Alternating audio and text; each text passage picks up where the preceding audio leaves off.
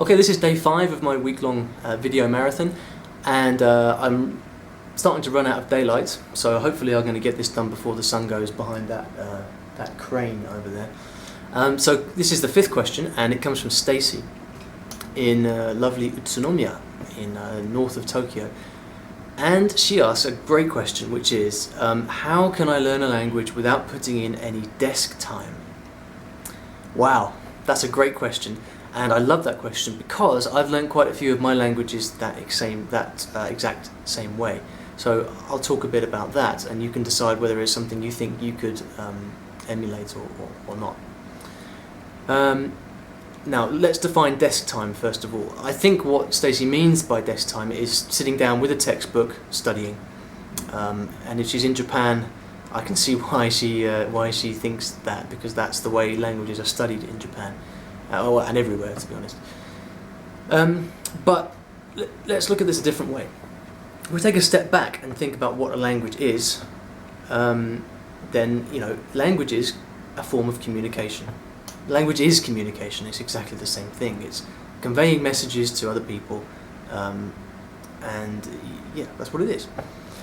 If you look around you, there are plenty of examples of people who have migrated to another country, maybe immigrated to Japan, and never study a day in their life, and yet end up picking up the language to an extremely high, even native level. So it's definitely possible. And I'm not saying that I've done that in my own languages, but to take the examples of Spanish and Portuguese, which I learnt when I was in London, I didn't put in more than a few hours formal study in my whole time learning Spanish and Portuguese. But what I did do was surround myself with people from those communities, people that were native speakers of Spanish and Portuguese. And I basically integrated that into my life.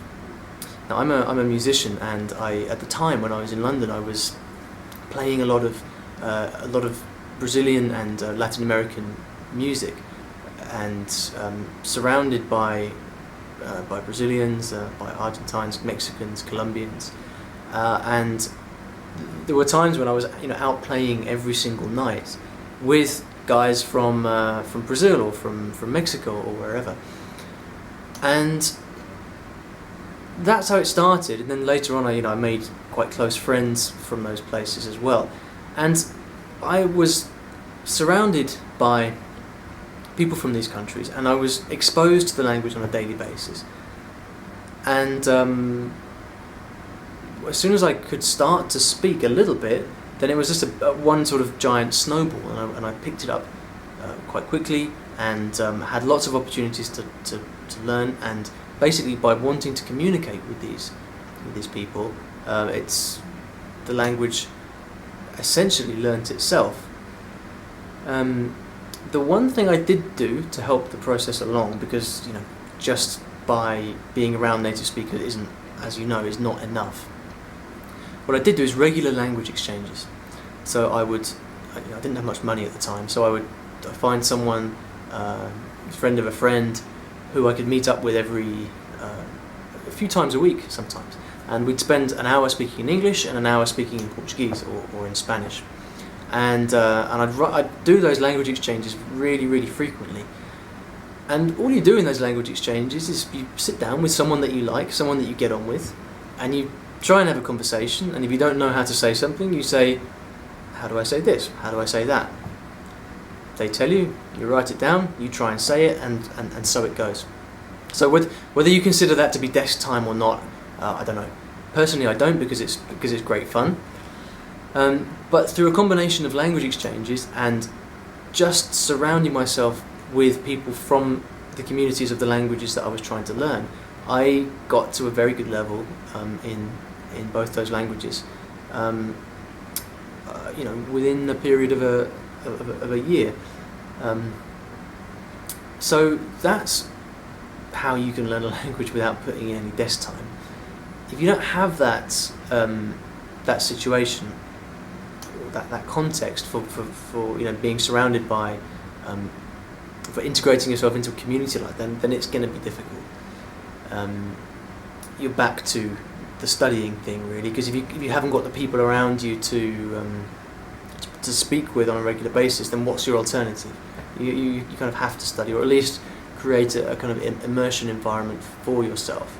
But I mean, Stacey, being in Utsunomiya, you've got obviously a lot of Japanese people around you. So what I would suggest you do is to find someone that you can do regular language exchanges with, and then actually do it regularly. You know, schedule it in, follow through, make it happen.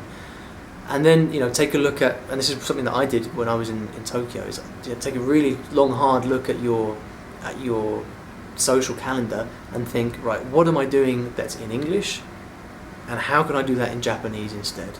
And this might require something of a sacrifice on your part, but you know, that's just the way it is. I think if you want it badly enough, then you can have it, but you need to spend large amounts of your free time surrounded by people who speak Japanese in a context where you can actually speak with them. Clubs, societies, whatever, these kind of, you know, lessons, taking a class of something. These are all great ways to come into contact with native speakers. So that's it. That's how you can do it. Making that happen can be tough, but it's definitely doable if you want it badly enough. So that's my answer. I hope that makes sense. I hope that gives you some inspiration to look at what might be possible for you. And good luck.